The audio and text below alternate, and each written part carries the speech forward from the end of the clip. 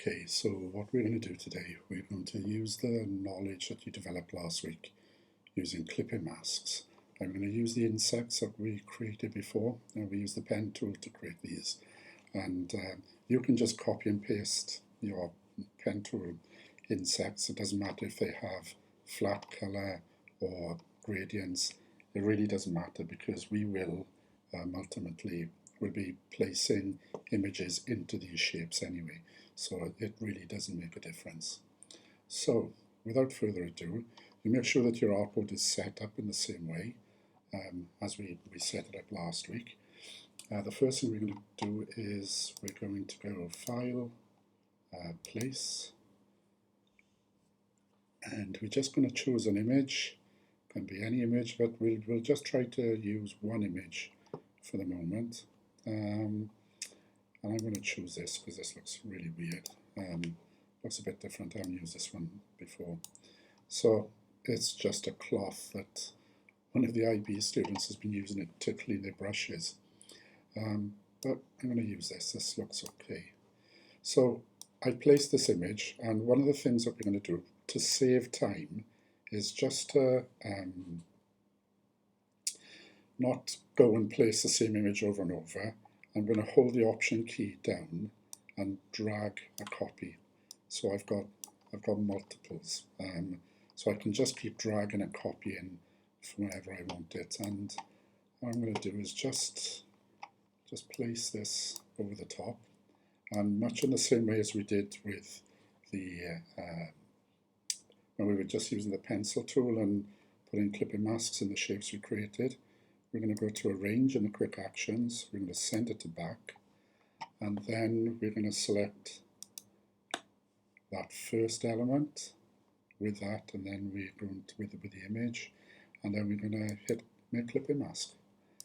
Bob's your uncle, Bill's your aunt. We've got our first image in there. So the next thing I'm going to do is I'm going to select the image again, Option drag to create another copy. This time I think I'm just going to turn it the other way around, maybe just have a slightly different viewpoint. Might actually make it a little bit smaller. Hold the Shift button down to constrain it so that we don't stretch the image. I'm going to Arrange, Center Back. Just going to move it about a little bit, and I actually need to make it a little bit bigger because I'm going to select this element, and you can see the legs are part of it too. So I realize now that I need to make this image much bigger so that I can make sure that they've got the arms, I think they're arms, or we just call them legs, are involved with that. So you can see now that they fit within that shape. I'll select that again, Make Clipping Mask. Bob's your uncle, Bill's your aunt. You've got another one. Okay, slightly different this time. I'm going to drag, Alt drag, or Option drag, and I'm going to definitely going to make this smaller this time because I just need it to be for this element. So I'm putting it there. I'm arranging it to send it to the back.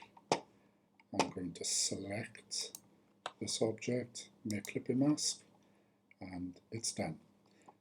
Now I'm not going to drag this in there again. I'm just going to take this element and I'm going to go to Object, Transform, Reflect. And we want it on vertical, and then we hit Copy.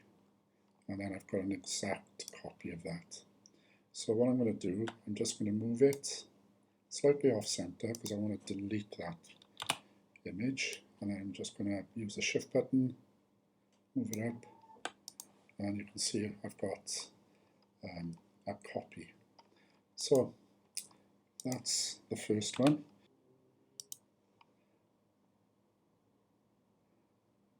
Okay, so that's it. In effect, we just put clipping masks into the shapes. You can use your elements, the insects that you've already created using the pen tool, and you just place the image that you want to use and then clip it into the shape that you've already created with a pen tool. Here's some that I created earlier, and effectively I've just used one image and moved the image around to create different elements. Now in the first instance, I'd really like you to be able to just focus on using one image with your insect and moving that image about to create different elements.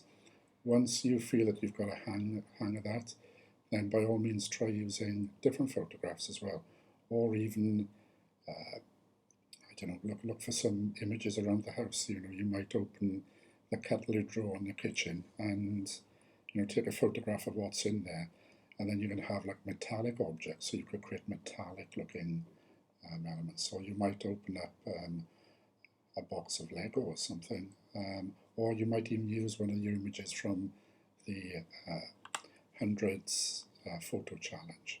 But that's your mission today: make as many insects or variations of the same insect using different images. You can by all means use some of the photos that I've shared with you, but equally bonus points for being inventive and using your own imagery.